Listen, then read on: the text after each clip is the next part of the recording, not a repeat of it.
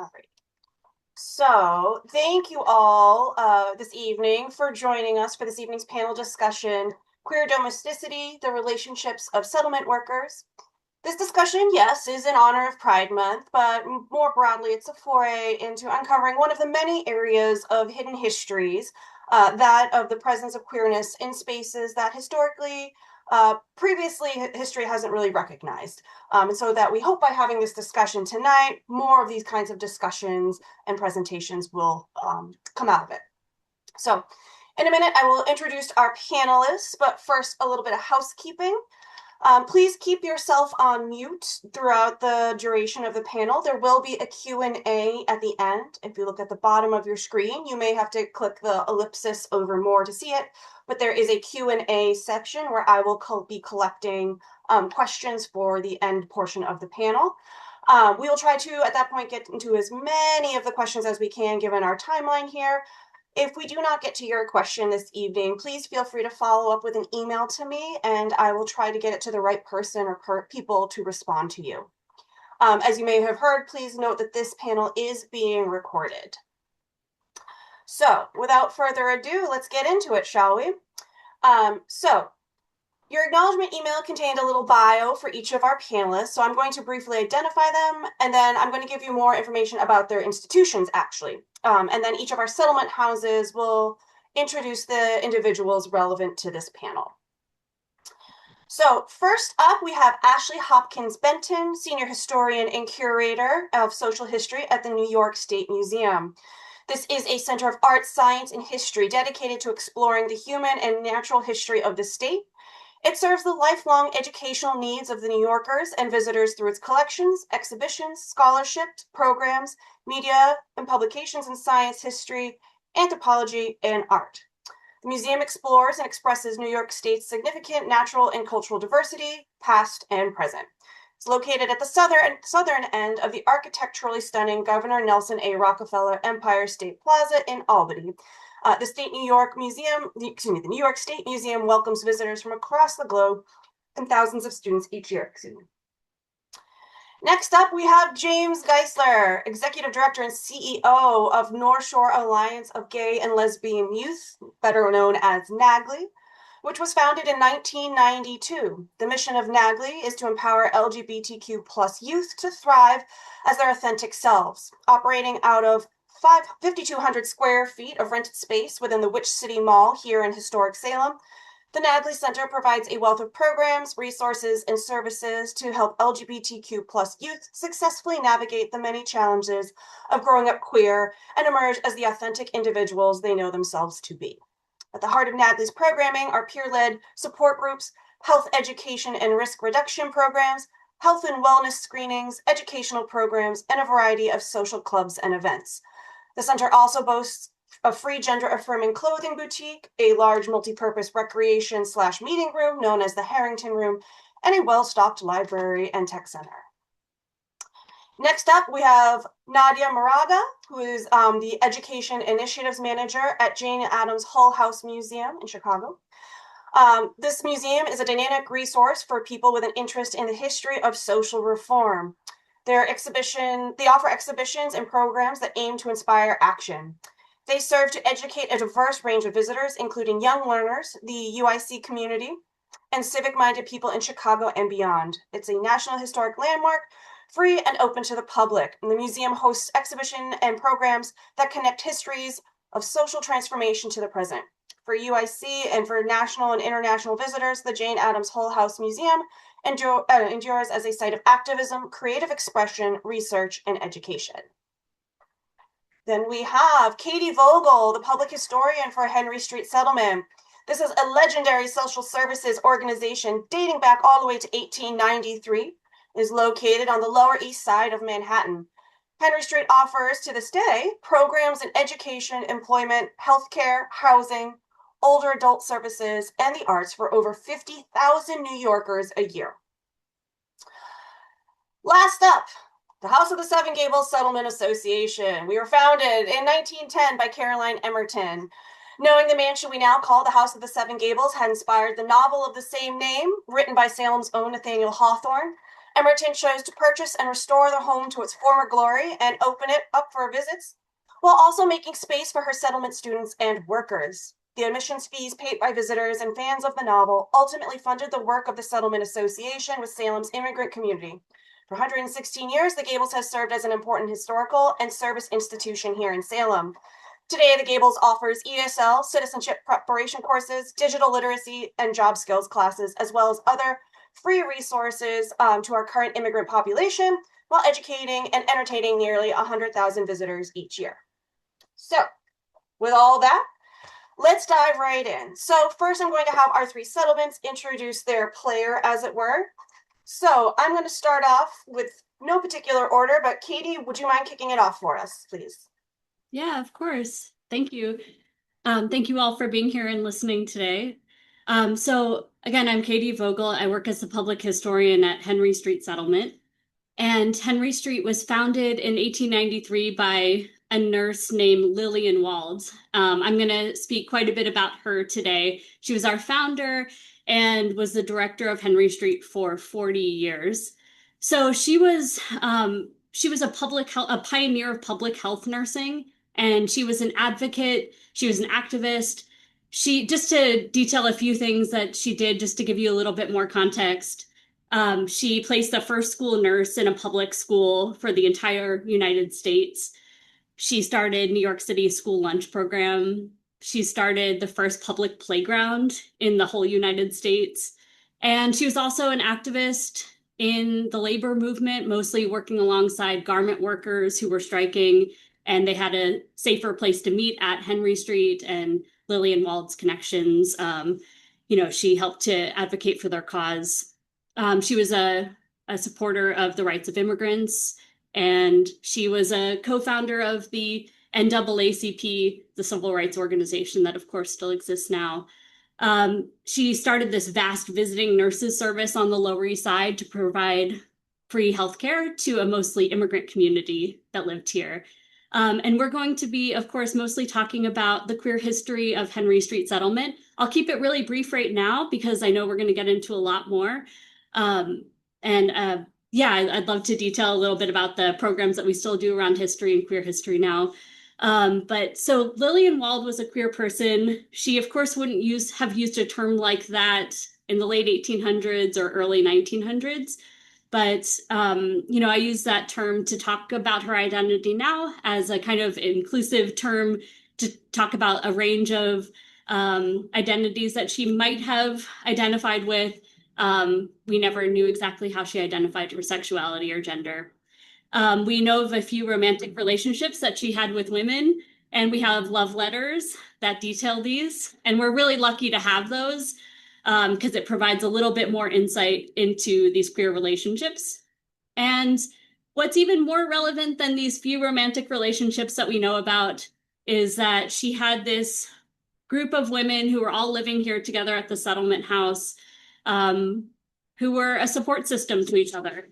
They actually called each other the family, and they supported each other as a family. And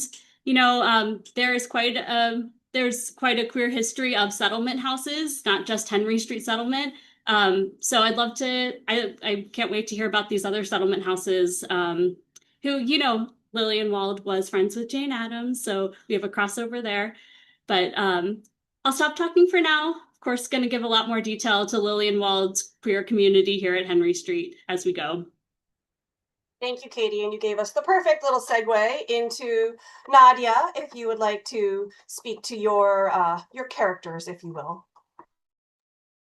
Yeah, so I actually have three figures. So Hull House historically was very much like Henry Street Settlement, a really influential settlement house that like was a space for a lot of firsts within social work, within juvenile justice, within education reform, things like that. And the three figures that I will reference today are Jane Addams, Ellen Gates Starr, and Mary Rose Smith. So Jane Addams, to start with, you guys have probably heard of before. It was a very very well known, even in her life, very influential activist and reformer. She was very centered in settlement work as a whole.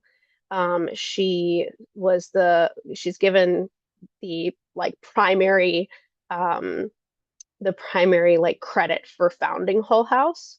Um, and she was like involved in the women's suffrage movement. She was involved in civil rights work. She, just like Lillian Wald, actually was one of the co-founders of the NAACP.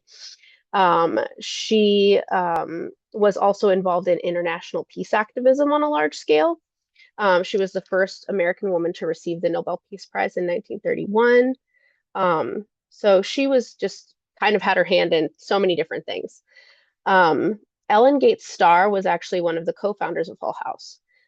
She is was a she was Jane Addams's roommate in their first year of college at Rockford Female Seminary, which is Rockford University today.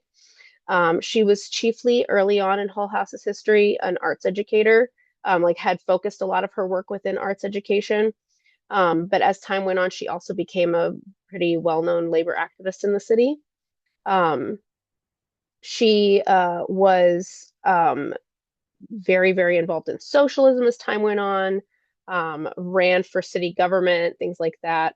And her relationship to Jane Addams, I'm only going to talk about at this point because there's a lot of uncertainty around it. So there's a lot of tendency to talk about Ellen Gates Starr and Jane Addams as being in a romantic relationship, at least at some point in time. Um, the only reason I'm not refuting that, I'm just saying we don't have the documentation around it or the like letters that make serve as like an understanding of their relationship. Um, in the same way that we do Jane Addams and Mary Rose Smith, who I'll talk about in just a moment. So at the museum, Hull House Museum, we do talk about Mary Rose Smith as Jane Addams's primary partner. So like I said, not refuting that Ellen Gates Starr was a romantic partner at some point, but we just don't have the same like concrete letters and things like that that we had for Mary Rose Smith. So then the third figure is Mary Rose Smith. She was one of the earliest members of the Hull House settlement. She joined it within its first year of operation. She was a very influential philanthropist in Chicago, came from a very wealthy family, was one of Hull House's biggest financial supporters, but also very early on became Jane Addams's romantic life partner. And they literally spent the rest of their lives together. They would I'll talk more about their relationship in a bit, but like I was saying, we have these letters from Jane Addams to Mary Rose Smith. Unfortunately, we do not have Mary Rose Smith's letters to Jane Addams, but in those letters there's a lot of like endearments and references to love and reference the poems and all sorts of things that Jane Addams wrote to her that she did not write to anybody else. She did not communicate that way with anybody else. Which is what really solidifies our understanding of their relationship outside of just the way that their relationship grew over time. So yeah, so that's who I'll be talking about today.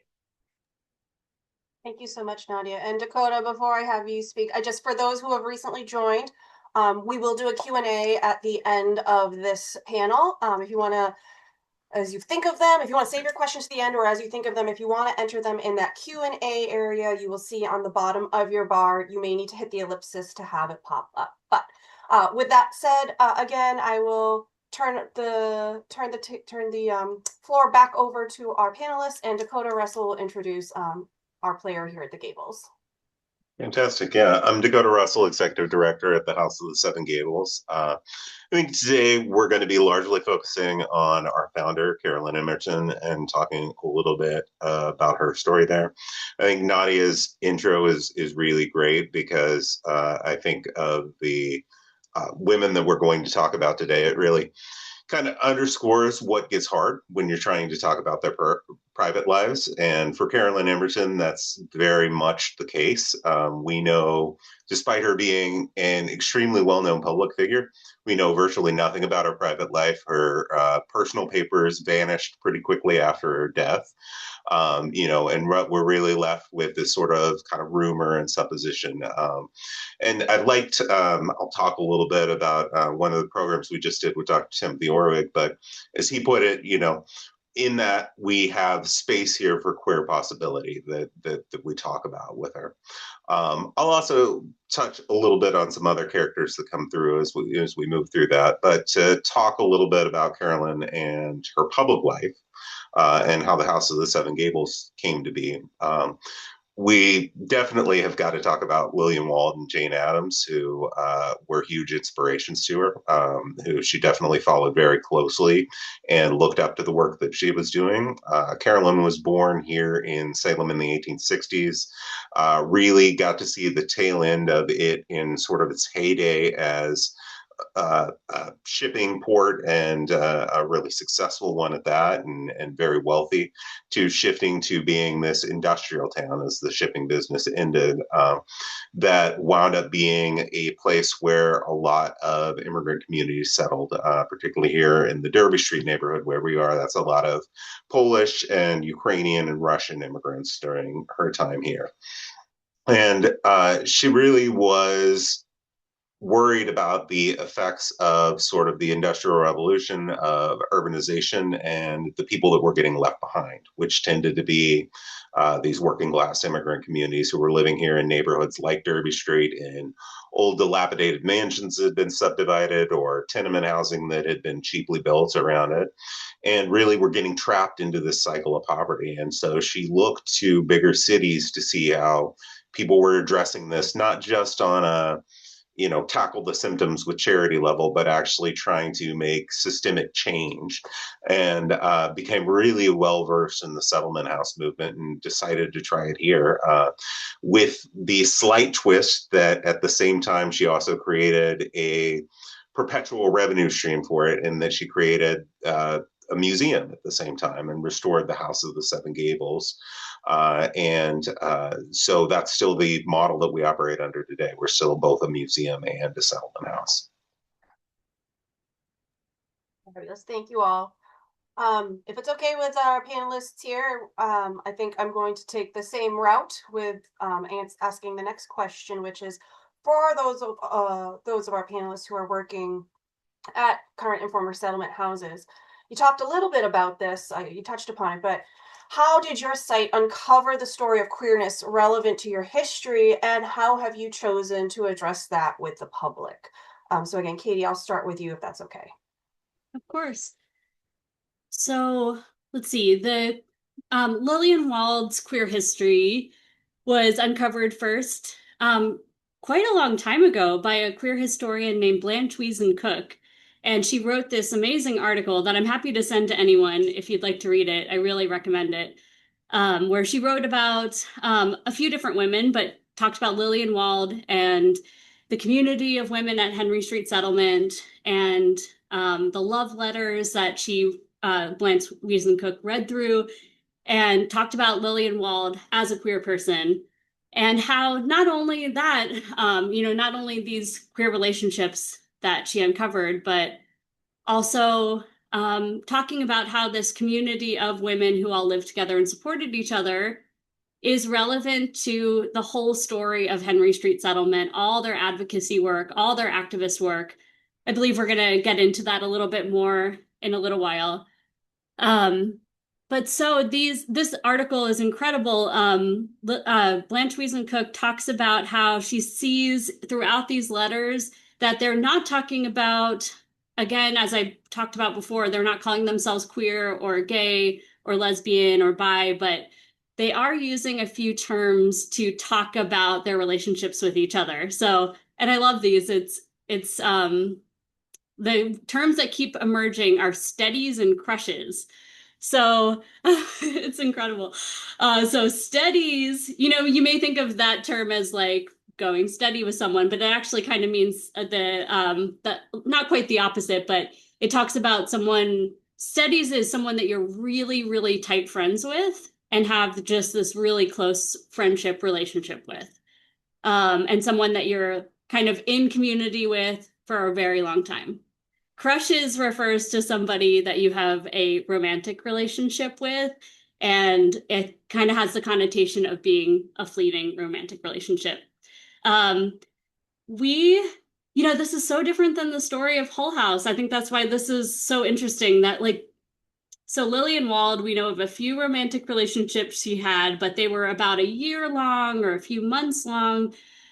We don't have a story like that of, Mary Rosette Smith and Jane Addams of being together, I believe, for 40 years, right? And so it actually, when I started to make sure to talk about the queer history alongside all our other history at Henry Street Settlement, um, it was a little bit difficult how to approach talking about Lillian Wald's queerness and her queer relationships. And because she didn't have this one relationship to focus on, and she didn't talk about her identity and how she identified herself in terms of her sexuality. But I think, as I talked about before, I think the community of women who all were here supporting each other, and even when their romantic relationships would end with each other, they stayed in community together. I think that's so relevant to their entire work as a settlement house and seems very contemporary in terms of queer communities. So yeah, we have this article, which is great. We have love letters. And when I started as a public historian here, it was really important to me to bring this queer history to the front. Because as far as I know, we knew Lillian Wald was queer, but it wasn't in any way showcased in our history or really talked about. So the ways that I've done that here at Henry Street in the past few years is one, went through this multi-year long process to get our landmark designation, which we already had for many decades, to be updated to be an LGBT historic site. And we worked with the New York City LGBT History Project, and they helped us to file to be an LGBT historic site. So that's under the National Park Service that designation is. I will just say something that's been very disappointing in the last few years is that I think this was about a year ago that this happened, but the National Park Service actually updated our page, and it used to say LGBT historic site, and they took off the T, standing for trans, and we, in an effort to erase trans history, in terms of Henry Street and Lillian Wald's history, we don't know in particular if there was a trans person who was living here at Henry Street, but that's really not the point, right? It's that we have this united, acronym of LGBT, and the fact that the T was taken off is just very petty. So just wanted to mention that in connection to our, our landmark historic site designation. But we are still designated as a LGBT historic site. And that refers to our physical location of our headquarters on Henry Street. And then also, I run queer history walking tours of the Lower East Side and the East Village. And on all of these tours, we start with the story of Lillian Wald and her community of women here at Henry Street. But then these tours go into decades all the way up to the present day, talking about queer communities in the Lower East Side and the East Village. Less of a focus on this person, this one individual who we know is gay. We more focus on a community of people and the ways that they were supporting each other through mutual aid, talking about the activism movements that they were getting involved in, even if it wasn't explicitly for gay rights, all these other activist movement like labor rights and so on. So I'm happy to talk more about the tours as we go, but I'll wrap it up there and let our next panelists go. Thank you so much, Katie. So now everybody has a to-do list when they go to New York. Yeah, absolutely. Alrighty. Nadia, same question. How did you guys come to discover this side of your history, and how are we sharing it in Chicago? Yeah, so it's a pretty interesting story. So historically, their relationship, Jane Addams and Mary Rosette Smith, has been referred to in a lot of historical texts and things like that as being, best friends or Jane Addams's closest companion, but not partners. And so we apparently back in the 2010s, I was not there for this, but I did some research into it. And in the 2010s, the early 2010s, there was, so actually to go back further, in the 1890s, Jane Addams commissioned a portrait of Mary Rose Smith. And it's this massive, beautiful painting by Alice Kellogg Tyler. And it was hung in the settlement. And it was like remained at the settlement after the like demolition of most of the settlement's buildings in the complex, and was kept by the museum over time, but it was sort of like put in a corner, just in the back of the offices. It wasn't displayed anywhere. And during the early 2010s, some of the staff were considering like what to do with it, because it was sort of a hush hush situation. They didn't know how to address it, the relationship, and so they just did not put it on display. So this is according to Lisa Lee, who is a professor at UIC, as well as a former director of the Jane Addams Whole House Museum, that because of that uncertainty, they weren't sure. They didn't want to like approach it in any one direction. And what they ended up doing was they decided to display the painting in the museum with 3 labels rather than one traditional label. And the 3 labels each described Jane Addams and Mary Rose Smith's relationship more in depth than the other. So like there was one that was just more general, one that was more explicit, and then one that like directly referred to them as partners. And they wanted to get like what people's feedback would be, and what people's response would be to that. And they apparently it was pretty mixed. Some people disagreed with the decision. Some people were very, very supportive of it. Some saw it, and I quote, as violating Jane Addams's private life. And others said that the question should be left to, of their relationship should be left to experts. And these are all from like written things that people like gave to the museum. But it did eventually lead to a new mini exhibit in Jane Addams's bedroom, where we have prominently on display the painting of Mary Rose Smith, with a label that describes the intensity and depth of their relationship, as well as a series of photos of the 2 of them together. And so we talk about it openly. We talk about it and include it in our tours. Historically, whenever the exhibition first started, they referred to Jane Addams and Mary Rose Smith as lesbians. Over time, the museum has switched that language to referring to them as queer, just to utilize, like you were saying, Katie, that more like umbrella terminology, because we don't know how they would have referred to themselves. And so that way we kind of create space for however they may have identified. Yeah.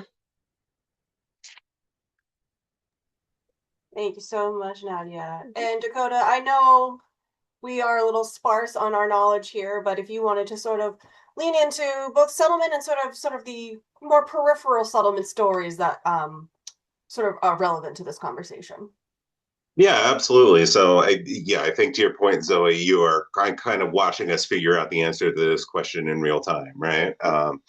This is historically not a period of our history that the House of the Seven Gables focused on when it talked to the public. We would focus on, the 1600s in early America. We would focus on the 1800s and Nathaniel Hawthorne, but there was never a real push to talk about the settlement house period as part of our history, even though it's a significant chunk of it. It was very much kind of designed that way, right? That this was a large purpose of what we did, but it wasn't something that the public necessarily saw all the time. And so now we're trying to make that shift a little bit and talk a little bit more about this section, including putting on the house tour, setting up a room as a settlement house worker's bedroom, from the 1950s. So, and within the house, as you go through the tour, you go all the way from rooms that are set in the 1600s up now to this room in 1950, that sort of tells these different stories and puts it into perspective there. as we learn more about the settlement house movement, as we learn more about the characters involved, we kind of start to pull this in, and we are starting to really acknowledge as we talk to folks like Nadia and Katie, as we talk to other and learn the history of other settlement houses in Boston. We're starting to really acknowledge that the settlement house movement is in many ways a queer-led movement, and that we need to, even if we don't have the specific details for here, we need to figure this out for ourselves and be a part of telling this national story that's going on. I think that's especially true in Salem too. You're going to hear from James with Nagley later on. One of the largest LGBTQ plus youth centers in the United States, located here in Salem, is that we are a town that embraces, our LGBTQ population, and I think that that is a large part of our identity as a community. And so it's important to me that, especially for young folks, that we're able to make them a part of our history as well, and show those stories. So we've been figuring that out. Some of it involves programs like this, where we talk about that national story, where we don't have specific stories of our own. Another one that we did this year, I mentioned Timothy Orwig, came and presented on Joseph Everett Chandler, who was the historic architect that Carolyn Emerton worked closely with in restoring the house and building this historic site here, who again, our details on the relationships in his life are very sparse. A few suggestive diary entries here and there. But we know that over the course of his career, he designed or restored houses for something like 24 individuals who we know to have had queer relationships over the course of their lives, right? So we know that there existed this community within the larger Boston area that talk to each other, at least within the upper classes, right? And I think the third part of it is something that we're kicking off as well, that some of our staff are working on, is really to start making sure that we don't have that deficit of history again, by going back and getting those oral histories from the 20th century, even the early 21st century, of our queer stories from there, so that we'll have that foundation to build on in future years. Thank you. And I will give a shout out to my colleague who is participating today, Julia Wacker, who is running that oral history project for us. So thanks to Julia, and keep your eyes peeled for more from her. I will share links. Actually, Katie, I think you have shared it with me, but I will share links to the Orwig article as well as the Cook piece for all of you afterwards. If you're interested, I'll shoot all these links out later. And for the rest of our panelists here, if you have additional materials you'd like me to share with the attendees today, feel free to shoot it my way, and I will get that shared out with everybody. But we have just heard a little bit about the specific sites here in Salem, in New York, and in Chicago. I'm going to turn it over to Ashley now to sort of create some context for us, right? So a commonality amongst these stories is that of women successfully advocating for and conducting social services during a time when such endeavors were not widely accepted as women's work. How do you see their identity in the queer sphere impacting their work in the field? And sort of why was their queerness important? So, sorry, I jumped the gun there a little bit, Ashley. I'm going to turn that back over to our settlement panelists for a second, and then I'm going to have I skipped ahead a little bit, have you provide that context. So I apologize. So Katie, not to put you on the spot, but if I can start with you again, talking about why you feel this queerness why you feel this queerness does have some impact on their work and the importance of that. I am happy to start, but Nadia, would you like to go before me? Because, I feel like maybe I would answer in a different way after what you say. So, I think it's nice to just mix it up if you would like to go next. Yeah, I don't mind to. Okay. Yeah, so I think the biggest impact that their relationship had on the work of the settlement was the mutual support they provided for each other. Because Mary Rose Smith, like friends of theirs literally said Jane Addams couldn't have done a lot of what she did if it hadn't been for Mary Rose Smith's support. And when I say support, I'm actually going to just quote, I actually copied this quote from the Jane Addams Papers Project. which is a really incredible project that's like collecting all kinds of letters and articles and essays that are related to Jane Addams and transcribing them and making them available to the public online. But they wrote that they wrote the following. So in Mary, Jane had found a nurse when she needed one, an unobtrusive and supportive traveling companion, a loyal confidant, generous financial support, a bright associate who could share her passion for reading and poetry, someone who shared her dedication to social justice, but mostly someone who would always be there for her with the unconditional love a family provided. So I think that that really sums up the depth of their relationship. Mary Rose Smith was always at Jane Addams' side.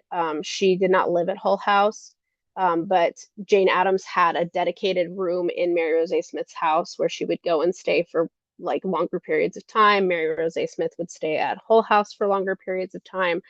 So they were really, in many ways, inseparable.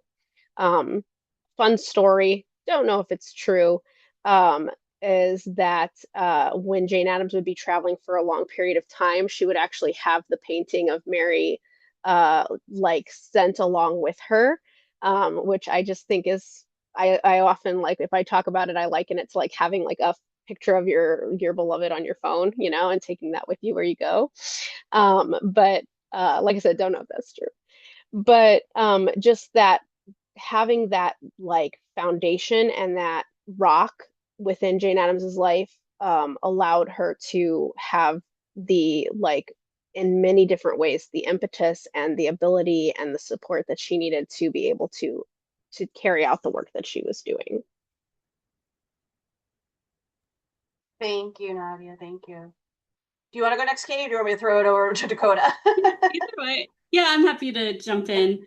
Yeah, it's a little different at Henry Street in terms of like there's, as I've said before, not this one central relationship and primary partner that Lillian Wald was with for decades, but three of the women that we know she was with, one was Mabel Hyde Kittredge, who helped Lillian Wald start the school lunch program in New York.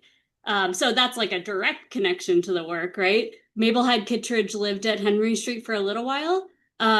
And then it seemed that she stepped away maybe when their relationship ended, but she did actually continue to do the work with Lillian Wald and the other settlement house workers, but was no longer living there. Helen Arthur was a lawyer and one of Lillian Wald's partners, and it seems that they were only together for a couple of months, but Helen Arthur was part of the Henry Street community for decades, and she actually helped to start the art center alongside these two women, the Lewison sisters, one of which we actually very recently realized that Lillian Wald had a romantic relationship with one of them too. And she was like a philanthropist for the arts at Henry Street. So, you know, in terms of the individual relationships that we know about, as I said before, you know, they, even with the short-lived relationships, these women stayed in community with each other beyond just the romantic relationships and stayed in community for a lot longer than the romantic relationships, which I think is, feels very contemporary queer community too.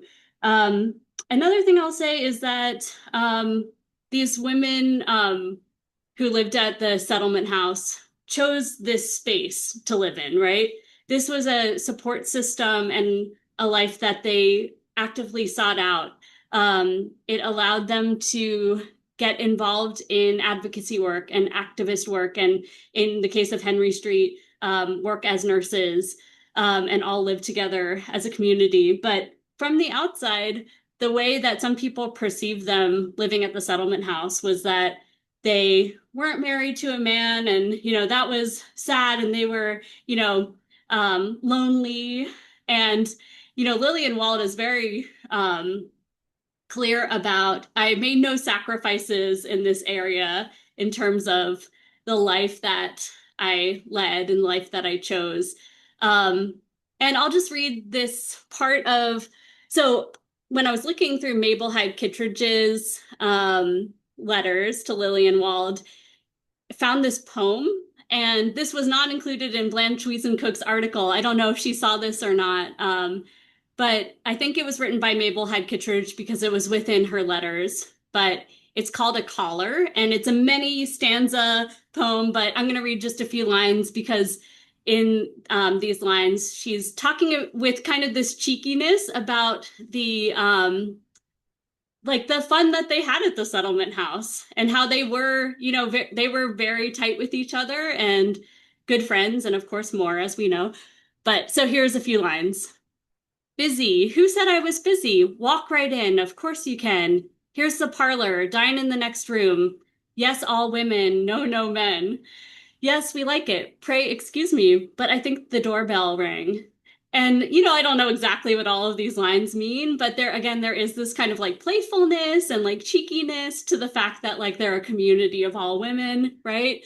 Um, and yeah, this was a women's centered space. And they, of course, talked about the work that they were doing. They talked about their families. They talked about,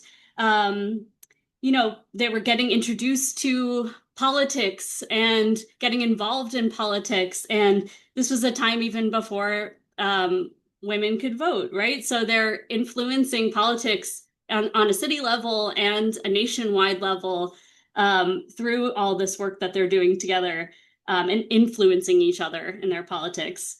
And I don't know if we're going to get into this, so I won't say too much right now, but Lillian Wald had a lot of connections with the labor movement in New York City as well, and was a big supporter of especially garment workers who were on strike. And this major strike that happened in 1909 of 20,000 garment workers was led by mostly queer women. And we talk about this on our queer history tours.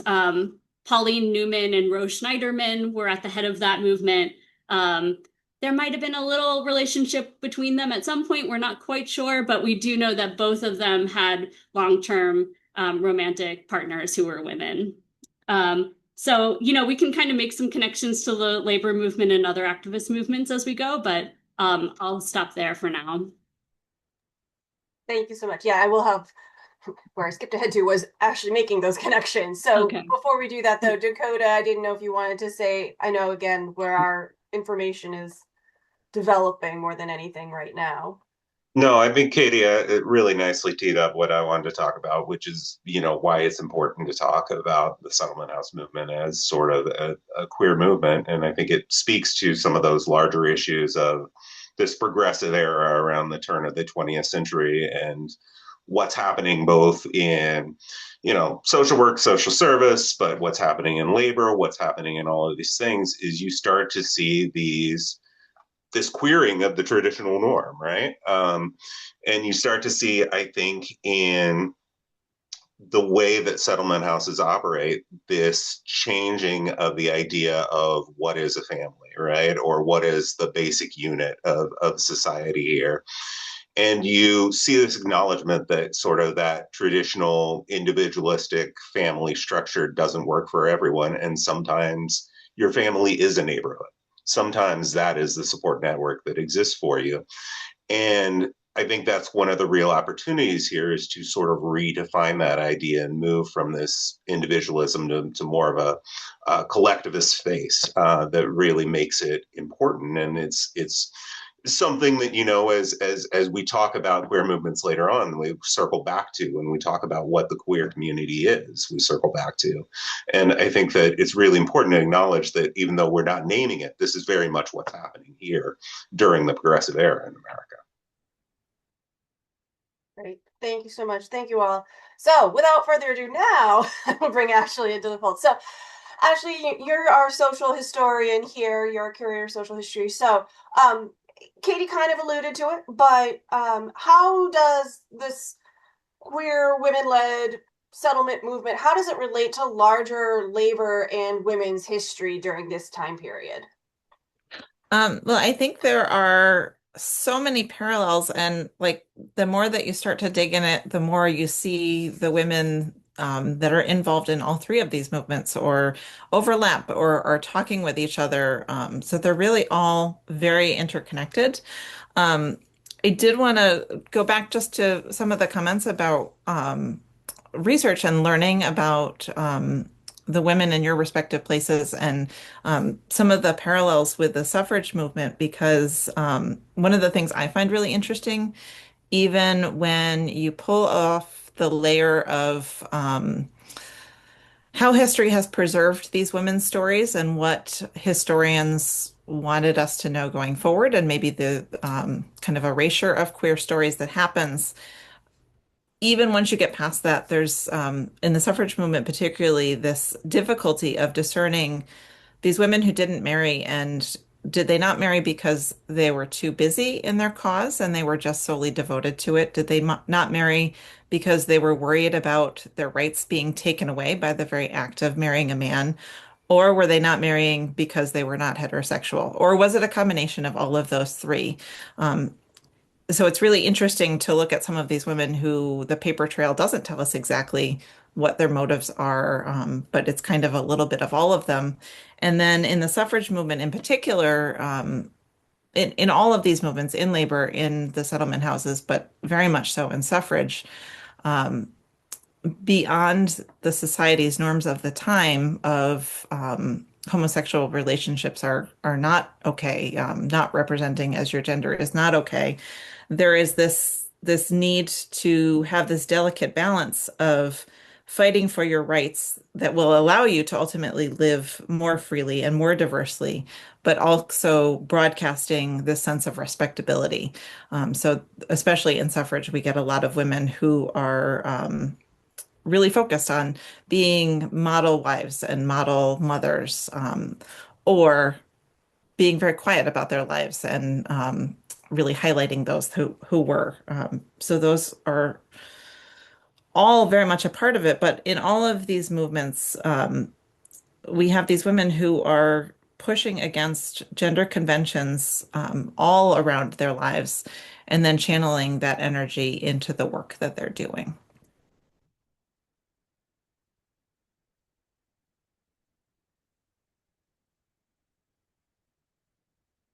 Sorry, I'm muted. I think part of the what you were talking about, where that dedication to the cause is part of the reason for their success. But how were these women able to achieve such great success in these times? When we're talking about three major settlement associations, two of which are still operating, and one of which has turned into a major museum. So, how were these women able to achieve success despite sort of those gender norms in the time? So I do think also the mutual support that came out of the partnerships that they had, and all diverse types of partnerships, be they romantic or close friendships or long-term or short-term, are all a really key part of these stories and the women's success. I think back to even earlier stories, for example, Elizabeth Cady Stanton, as a young mom, was a very talented writer and absolutely frustrated at the lack of ability and time she had to put into her work. And Susan B. Anthony would come to her house and watch her children and say, "Go lock yourself in a room and work." And I think we see a lot of stories like that in the time period that we're talking about now, of women who gave each other the ability to step away from traditional roles as mother and wife and focus on this work in ways that they wouldn't have been able to. And to be supportive as they're traveling together, um, to be supportive in households, whether they purchase those households together or shared responsibilities in other ways, lived in more communal settings. Um, I find it very interesting thinking about particularly the support and travel.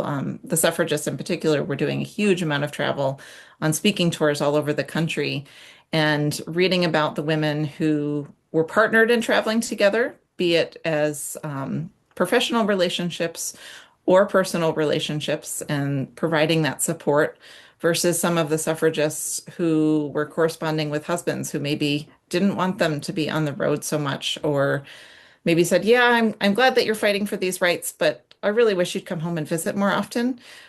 So they paint a big contrast in the way that they're getting support, and how that's all working in their lives.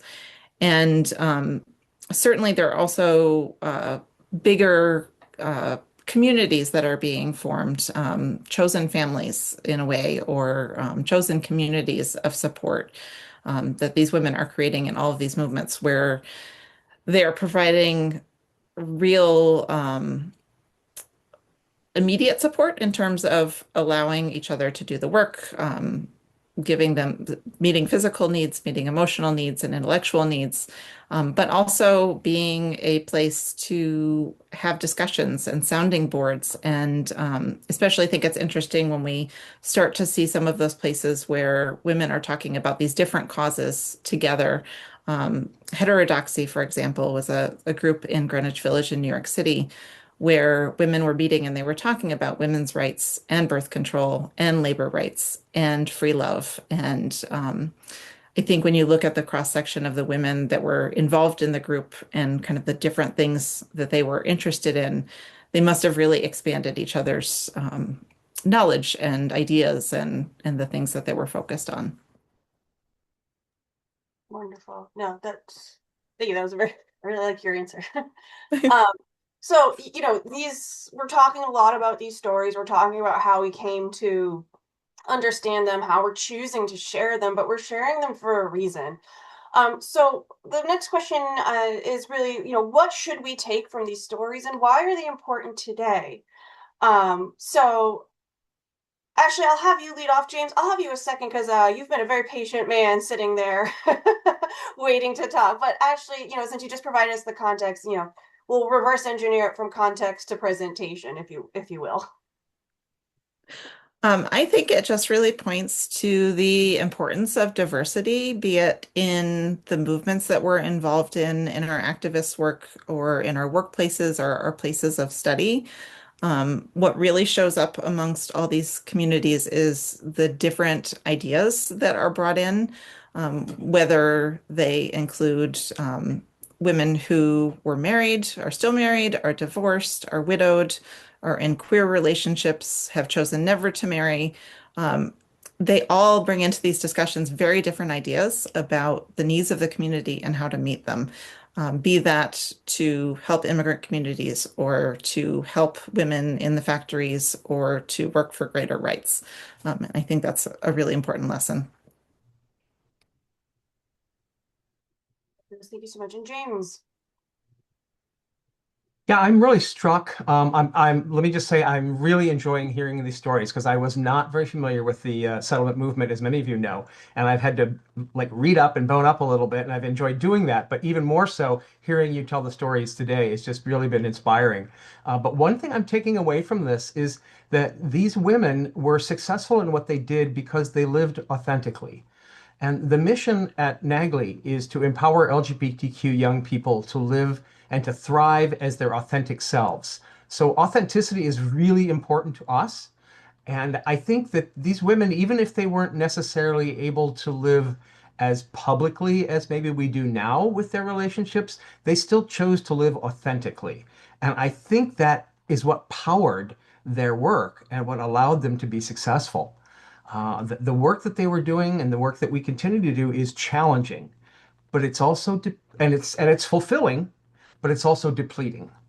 And it's hard to do this work if you don't have somebody in your life who is also helping to fill you up and to replenish you and to make you see a new way in the world. And so what I'm loving from these stories is that these women found others to travel with in an authentic way, even if it wasn't terribly public. So that I think is the main takeaway I'm getting from this, and why their stories are so important is if you really want to make a difference in the world, find somebody to travel with you and that compliments you and that fulfills you for a week, for a month, for 40 years. But we all need that in our lives. Absolutely, absolutely.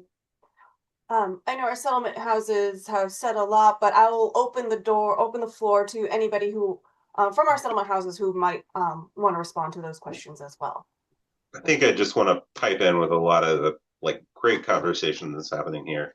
And we talk a lot about settlement houses as these networks of sort of mutual aid and care here, and that's been a recurring theme in it.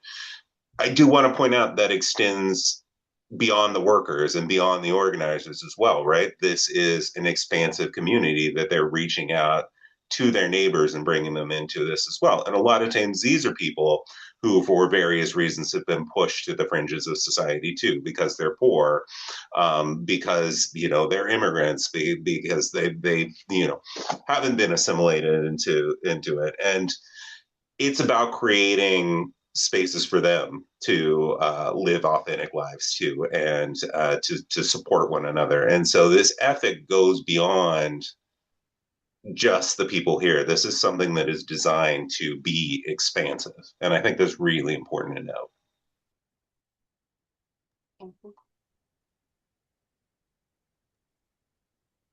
And I would say that one of the reasons why I think it's so important is because there is a tendency for us to take these figures and put them on these pedestals as figures, as these like historical like reformers and influence, people of influence and stuff like that.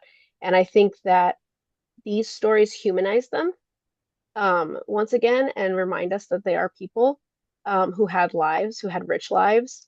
And it's a way for us to just to humanize them again, and remind us that they had people that they cared about. They had living situations that changed over time, and they had their own identities.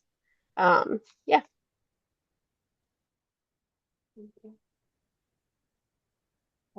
And I'll just say along the lines of the stories being important, I'll relate it to our current work of presenting these stories to the public, through our queer history walking tours.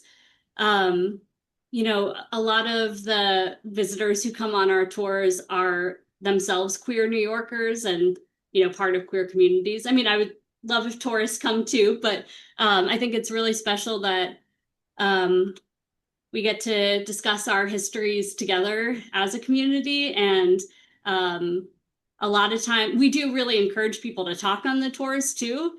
And a lot of times people will share their own stories of, what they remember in the neighborhood, especially once we are telling stories that are a little closer to the present, like we have some stories from the 90s. And it's really special when people decide to jump in and add that element of oral history to our stories. And also with the queer history walking tours, with Lillian Wald, I do revere her work so much. And I think sometimes I kind of hold her up as like a hero, but I think that it's really important to talk about even these really influential figures as being in community with each other, and that all of these people who were supporting each other are aiding the work.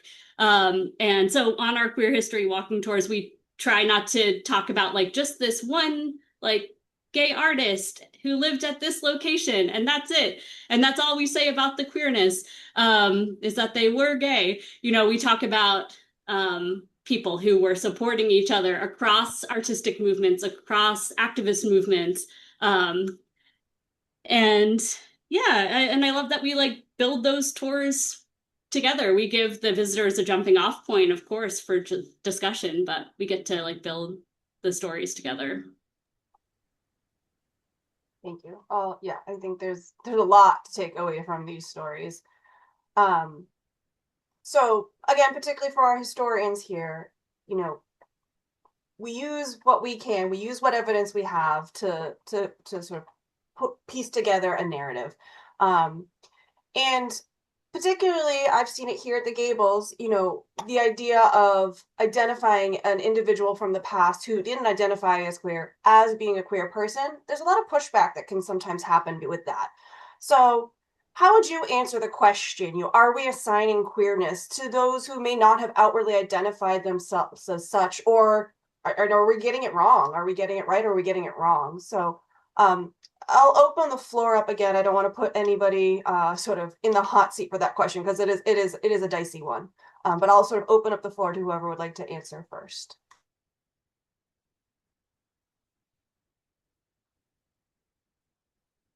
I could bite. Thanks. I really appreciate the work of historian Margaret Middleton, and they've always said that our concerns about potentially wrongfully identifying queerness make it seem like it is an inherently bad thing. So I think that's the first thing, is that we need to remove this idea that it's bad if our heroes are queer. It certainly isn't. But I think it also is in its broad queer in its broadest definition is a really important and useful umbrella term for these figures that we don't know exactly what was going on in their head, and they didn't use the same terminology that we use today. But we know that they exist beyond the norms of their time periods. And I love one particular definition of queer came from Stephen Z. Patton in an article in Them online in June of 2025. And they wrote that queer for them referred to those who exist outside of what society mandates. And I think that is a very true idea for a lot of these women who were working in the settlement house movement, who were working for labor reform, and who were working for suffrage. Yeah, I will second that entirely, actually. I was going to say some of the same things, but you said it so much better than I would have. But the whole idea that it would be a bad thing to call somebody queer is insulting, you know? It's like if somebody mistook me for being straight, I wouldn't take that as a negative thing. So why would it be bad if I assigned queerness to somebody that I wasn't sure? But especially since these are people who didn't follow the rules. They weren't in a box that could be checked off. They didn't live exactly the way society said they should. As far as I'm concerned, that puts them in the queer umbrella, under the queer umbrella. And I think it's a wonderful thought experiment for us too, to think about what that meant for them and how they may have perceived the world and what that meant to them and their relationships and why they did the things they did. So if it gives us a new way to think about things and an interesting discussion point, I don't see it as a bad thing. Thank you. Go ahead, Nadia. I think that conversation, sorry, I just jumped in. Mhm. But I think that it was interesting the way that Hull House chose to unveil this history, and like create conversation around it. Um, they uh, often got that question, like, what right do we have to make assumptions about people's lives and their internal lives? And I think that, at least in the case of Jane Addams and Mary Rose A. Smith, um, it is, I feel like it's so concrete. There's this poem that I've memorized at this point, that is on display in the exhibition. And it goes, the mine and thine of wedded folk is often quite confusing. And sometimes when they use the hours, it sounds almost amusing. But you and I may well defy both married folk and single to do as well as we have done the mine and thine to mingle.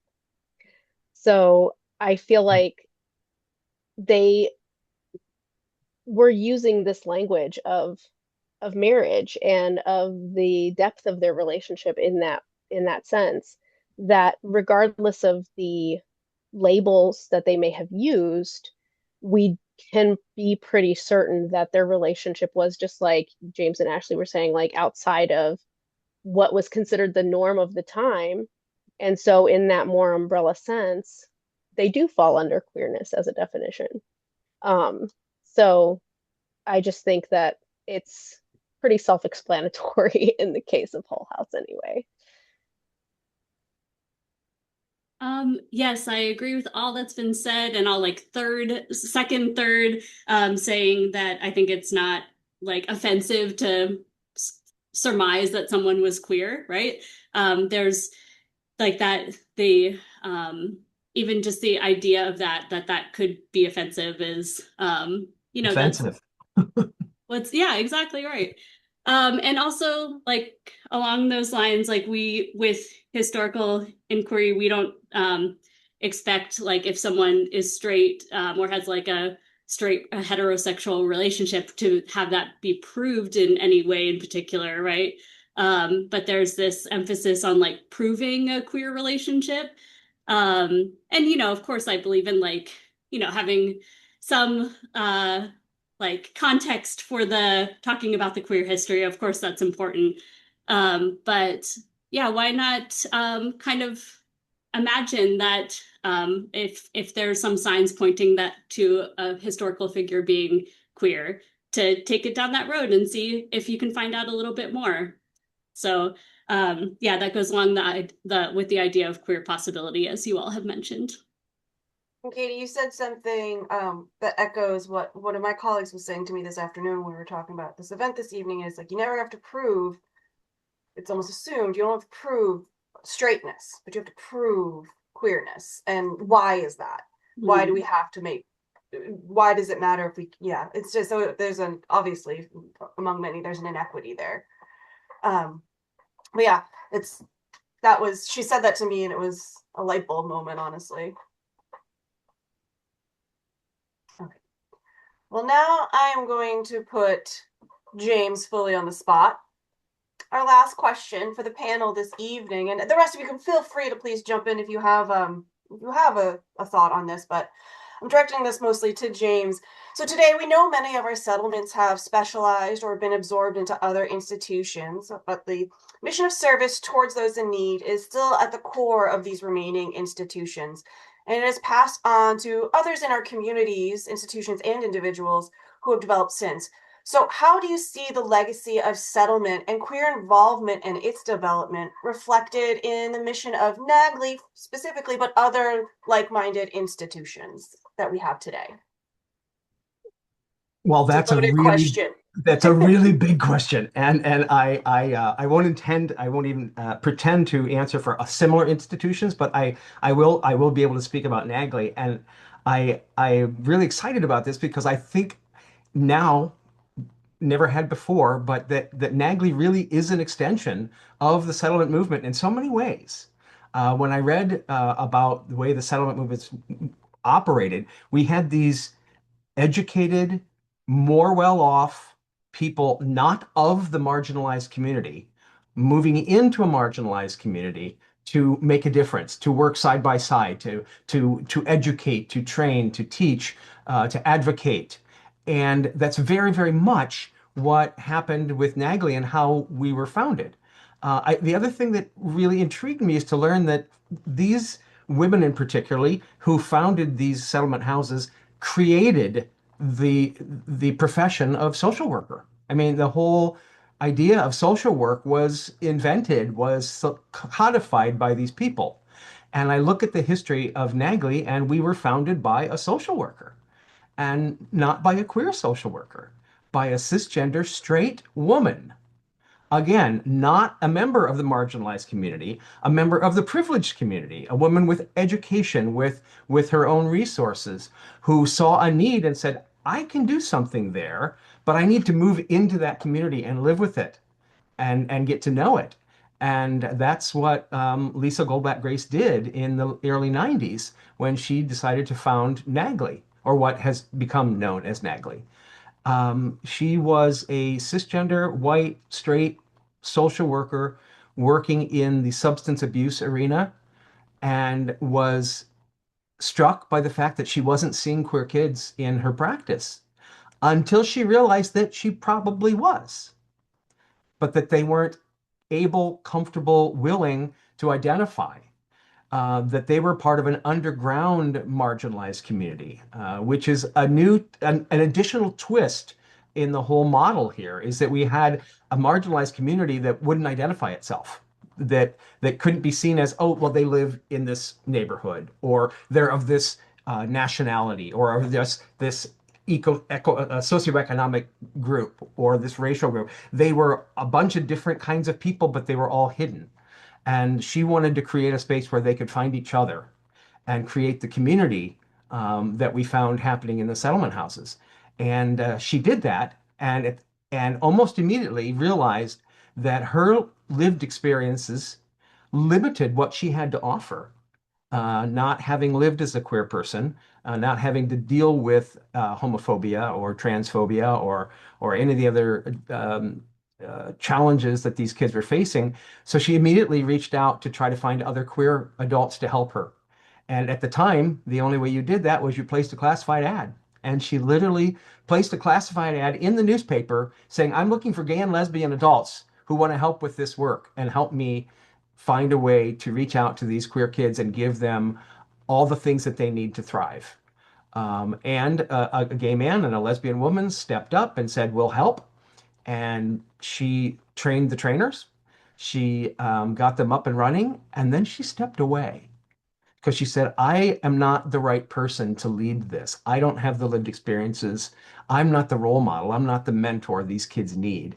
It needs to be run for queer kids by queer adults. And so Lisa Goldblatt Grace stepped aside at that point and left it to Tim Hegseth and Marilyn Cairns back in the 90s. And from there on in, it's primarily been queer adults working with queer kids and doing all the things that the settlement houses were doing. We're educating, we're mentoring, we're tutoring, we're literally doing educational programs to help kids pass their MCAS back when we had an MCAS, or prepare for their GEDs, or help them write their essays to get into college. All the things that the kids need to be able to thrive. And that's where I see the parallels so clearly with the movement that the settlement houses gave us. They gave us a model of how to work in a marginalized community and help give the people of that marginalized community the tools and the skills that they needed to thrive. So I owe an enormous gratitude to the settlement house movement and the model it proved, and the fact that social workers now exist as a profession. And that's what enabled a place like Nagley to be and to be what it is today. So I'll stop babbling now. I realize I'm going on a bit, but I'm really thrilled with what we're able to do. And I realize that we're only able to do it because of the foundation of people that went before us, like the Jane Addamses and the Mary Rose Smiths and the Carolyn Emertons and the Lillian Walds of the world. And so we hope that we are carrying their flag and waving their banner proudly into the next century. Beautiful. James, I'm going to make you talk more. Tell us more about the services that Nagley offers today. Sure. So the core of our services are peer-led support groups, quite frankly, and they're age segregated. So we literally have an elementary school group for kindergarten through fifth grade for kids who are beginning to identify or question who they are. Believe it or not, kids are questioning and identifying way, way earlier than we ever thought they could. We do ask that those kids attend with a parent or guardian because it's safer for us if they do, optics wise. We have a middle school group. We have a teenager group for the high school kids. We have what we call queer adulting for 18 to 23. So when kids turn 18, they don't get kicked out. This is their off ramp. Queer adulting is an opportunity for them to learn a lot of life skills. So it might be financial literacy. It might be how to write a resume. It might be simple things like how to go to a restaurant and order off of a menu. I mean, some of the kids don't have those basic life skills, executive functioning skills that they might need. Part of that is, for those of you who don't know, there's an enormous overlap between the queer community and and people on the spectrum. A tremendous percentage of people in the queer community are also on the autism spectrum, ADHD, and the like. So there's a lot of social anxiety. There are other issues that need to be faced. And so we work very closely with that as well. We also have a group specifically for transgender, non-binary, and gender non-conforming kids that meet, and that is not age restricted as much. It's 13 to 23. That group works very well together through all ages. The older kids who have maybe gone through their transition or maybe farther along in their transition or more comfortable in their non-binariness are great role models for kids that are just trying to figure it out. We also have a parents group that meets twice a week. And that group has been amazing. We've had as many as 27 or 30 parents attend looking for support. Most often, queer kids are the product of non-queer parents. They're cisgender straight parents who have queer kids and they don't get it and they need help understanding what their kids are going through. They need help with just the language of how to talk about what their kids are going through. Interestingly enough, sometimes in the process, the parents realize, wait, I might be queer. I might be non-binary. And that's an interesting revelation for them when they realize, finally given the permission to talk about their feelings and who they are and what they are and how they relate to the world, they start to discover they may be more complex than they thought. So support groups is a big part of what we do, but so is education. We have one-on-one tutoring for the kids in core subjects. We have a language arts lab for kids who are working on improving their writing and reading skills and comprehension skills. We have incentivized reading program trying to get kids to read reading books on a regular basis. They come back and they report to their group about what they've read, and if they complete for each work that they complete and report on, they'll be incentivized with a gift card or some other kind of incentive. We have a textiles and fashion club that gets together to upcycle clothes out of our boutique and make them from this skirt into some fabulous other coat or something. And they've got their sewing machines out and they're learning to create with fabric and they create art. And we had a fashion show for them this year at the Bower in Beverly where they got to model and walk the runway in the clothes that they had upcycled or created from things that they found in the boutique. We have an art program led by a person who drew for Marvel Comics. There's just it's a wealth of things that we do, but we also keep it flexible. So as the kids come to us and say, "Hey, we really wish we could have a book club, or we could discuss this film or this movie," we'll create a film club, and it might be only 6 weeks, and then it goes out. But we try to be flexible with our programs to make sure that what the kids are needing, we're there to provide. More than anything, we want them to have a place where they can be authentically themselves, where they can find kids like them, where they can find adult role models that look like them, that act like them, and say, oh, wow, I can get through middle school. I can get through high school. There are people who've done it before me, and I can do that too. And I think one of the most important programs that we have is that we have licensed mental health counselors on site whenever the kids are on property. So that if a kid is presenting with something or needs to talk, they can just pull one of our mental health counselors aside and say, hey, can we go talk? And conversely, if one of our mental health counselors is in a group and they see a behavior that needs to be addressed, they see a kid that's obviously self-harming, or they hear language that makes them think that maybe the kid is spiraling, they can pull that kid out of the group and say, hey, let's go talk for a little while. I think it's important that we discuss what's going on in your life, and how can I help?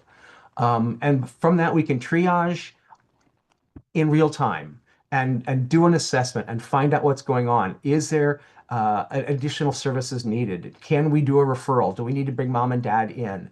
Is this an emergency situation where we need to get this kid into a residential program right now?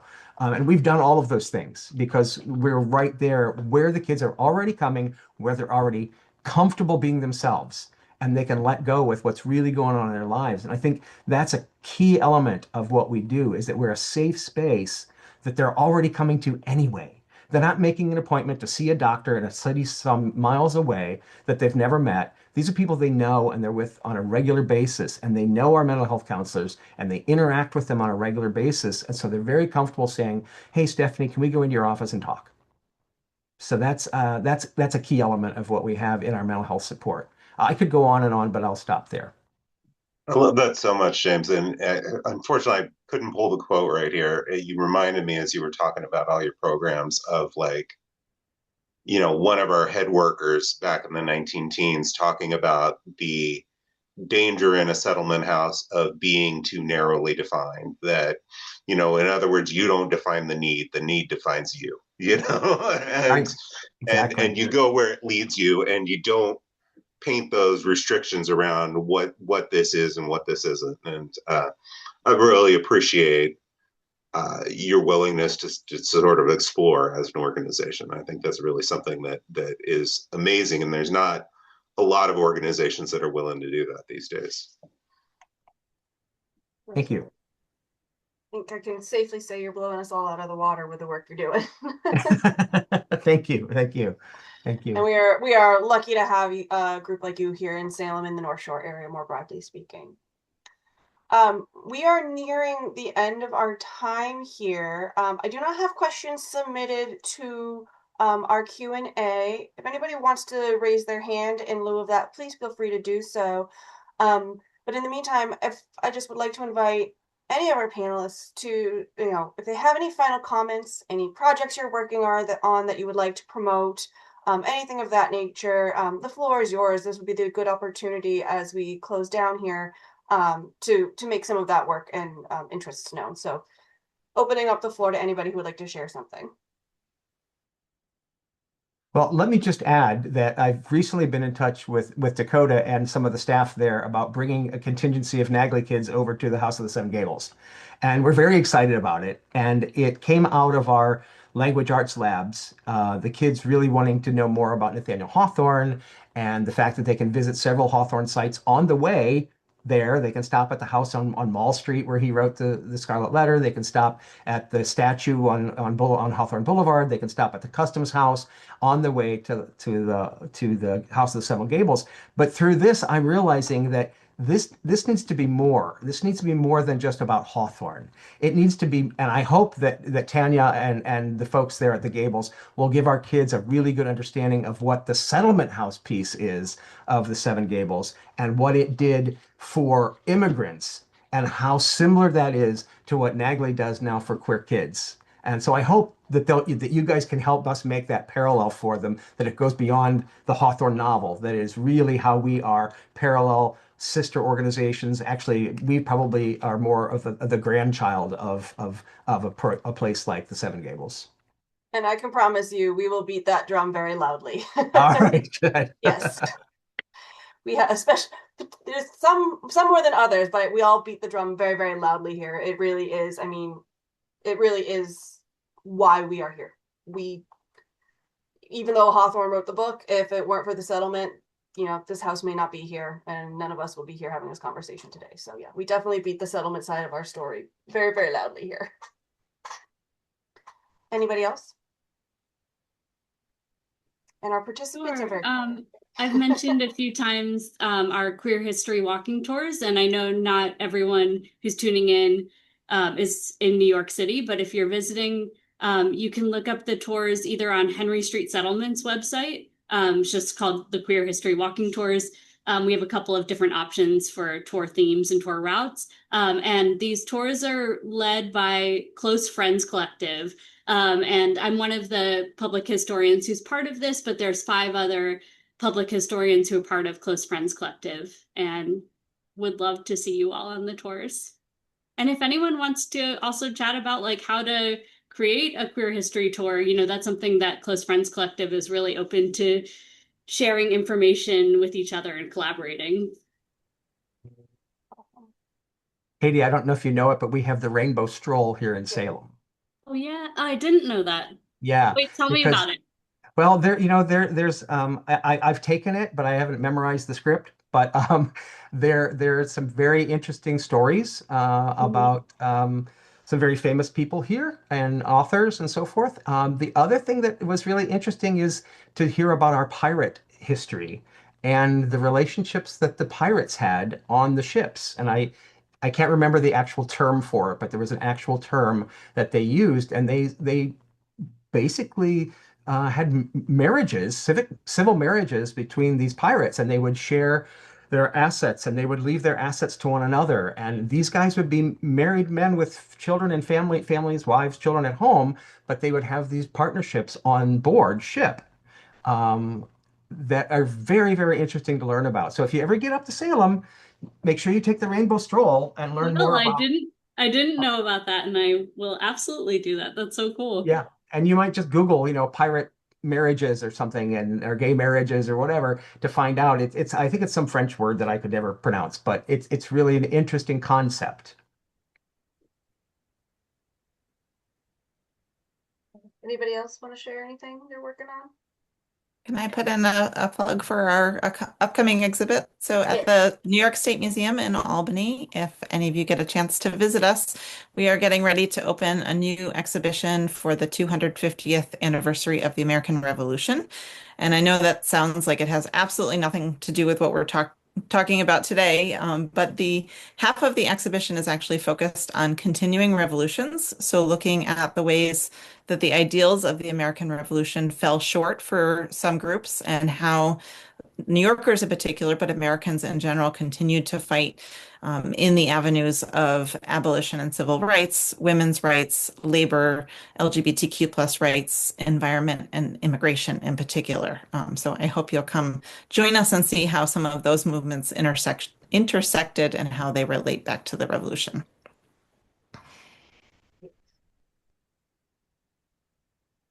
Dakota and Zoe, I don't know, have you guys at all looked into or researched the relationship between Hawthorne and Herman Melville? It's come We up. have something Yeah. that gets discussed quite a bit, and it's another one where it's very tricky, because we only have one side of letters, right? We only have Melville's side of the letters, so we definitely have a very strong impression of how Melville felt about Hawthorne, and less so the other way. But yes, I think it's safe to say Melville was very much enamored. Yeah, I think so. There was a wonderful sort of it's a dance, and it's a dance piece essentially, sort of a dance meets play piece. It's called Rewritten. It's by two dance artists, one from Colby College, Colby University, Colby College, and another gentleman from out in the Berkshires here. They collaborated, and they sort of pieced together that story through dance and song, of Melville and Hawthorne. So, and they had brought it here to Salem State at one point. We were hoping to bring it here again. So TBD, but the site still lives on if you're interested in learning more. It's called Rewritten.